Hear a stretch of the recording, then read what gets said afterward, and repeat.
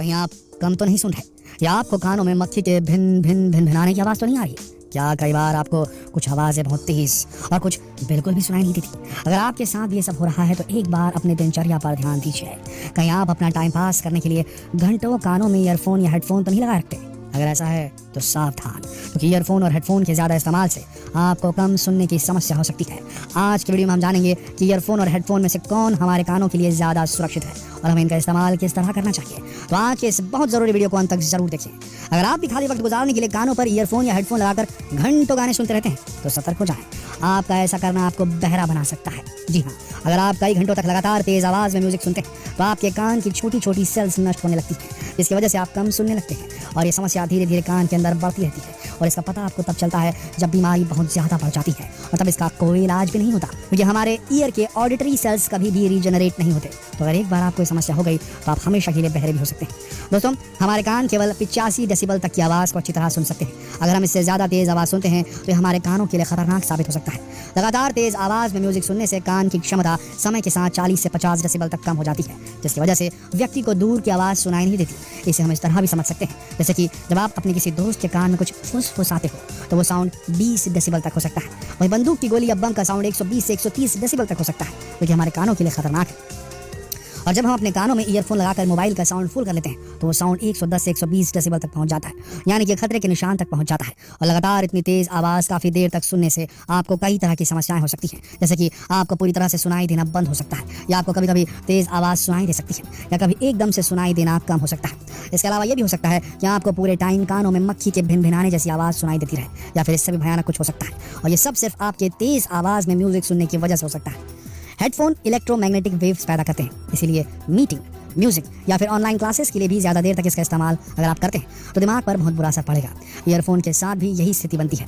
इसके साथ ही जब आप ज़्यादा टाइट ईयरफोन को कान में लगाते हैं तो आपके इनर ईयर तक बाहरी हवा नहीं पहुंच पाती, जिससे आपके कानों में इन्फेक्शन भी हो सकता है और कानों में दर्द भी हो सकता है। और अगर आप अपने दोस्तों के साथ अपने ईयरफोन शेयर करते हैं तो ज़रा रुक जाइए, क्योंकि इससे भी आपके कानों में इन्फेक्शन हो सकता है। और अगर आपके दोस्तों के कान में कोई एलर्जी या बैक्टीरिया होगा तो वो भी आपको इफेक्ट कर सकता है।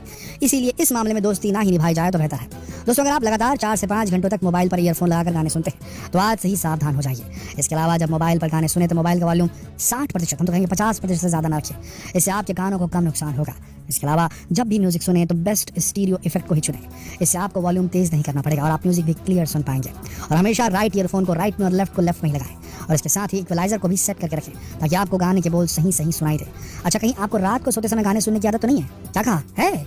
और आप तो रात को कानों में ईयरफोन या हेडफोन लगाकर ही सो जाते हैं। अगर आप ऐसा करते हैं तो इस आदत को तुरंत ही छोड़ दीजिए, ये आपके कानों के लिए बहुत नुकसानदायक हो सकती है। और अगर आप ऐसा करते भी हैं तो आपको टाइमर सेट कर लेना चाहिए। आईफोन में ये फीचर आता है, और अगर आप एंड्रॉइड यूजर हैं तो प्ले स्टोर से कोई ऐप डाउनलोड कर सकते हैं, जिससे एक समय के बाद म्यूजिक अपने आप बंद हो जाए। दोस्तों, बात करते हैं कि ईयरफोन और हेडफोन में से कौन सा आपके लिए ज़्यादा बेहतर है। कई लोगों को हेडफोन से गाना सुनना ज़्यादा पसंद होता है तो कई लोगों को ईयरफोन से गाना सुनना ज़्यादा अच्छा लगता है। सबकी चॉइस अलग अलग होती है। वैसे देखा जाए तो ना ईयरफोन और ना ही हेडफोन, दोनों ही सेहत के लिहाज से फायदेमंद नहीं होते। आपकी सेहत पर उनकी वॉल्यूम और गाने सुनने का टाइम असर डालता है।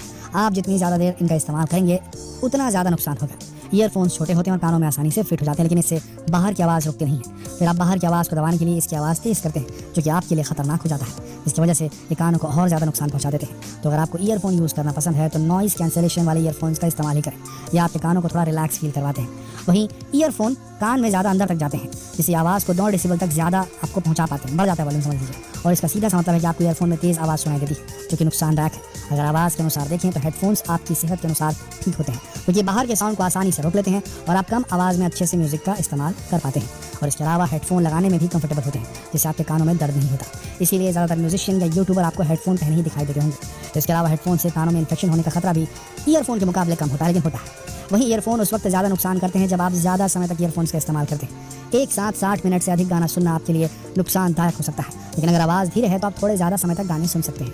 एक MP3 प्लेयर से ईयरफोन्स में 100 dB तक आवाज़ आ सकती है, जो आपके कान को डैमेज करने के लिए काफ़ी है। लेकिन अगर आपको ईयरफोन का इस्तेमाल करना ही है तो कुछ सावधानियाँ रखिए। ईयरफोन को बहुत ज़्यादा कानों के अंदर एडजस्ट करने की कोशिश ना करें। समय समय पर इनसे ब्रेक लेते रहें। ऑनलाइन क्लासेस हो या सेशंस की इंटेंसिटी जो कुछ भी मीटिंग अगर आप करते हैं जिसमें आपको यूज़ करना पड़ता है ये डिवाइस, तो उसे थोड़ा कम कर लें। ज़्यादा बार अगर आप ये करेंगे, बार बार ऑनलाइन क्लास के दौरान इसे लगाएंगे तो ये आपकी सुनने की क्षमता को प्रभावित कर देगी। ईयरफोन्स हो या हेडफोन्स हमेशा कंपनी के ब्रांडेड ही यूज़ करें। बहुत लंबे समय तक हेडफोन और ईयरफोन का इस्तेमाल ना करें। दोनों के इस्तेमाल के दौरान साउंड नॉर्मल रखें और कोई भी समस्या होने पर तुरंत डॉक्टर से संपर्क करें। दोस्तों आजकल ईयरफोन और हेडफोन का इस्तेमाल फैशन का हिस्सा बन चुका है, लेकिन कहीं ये फैशन आपकी सेहत पर भारी न पड़ जाए।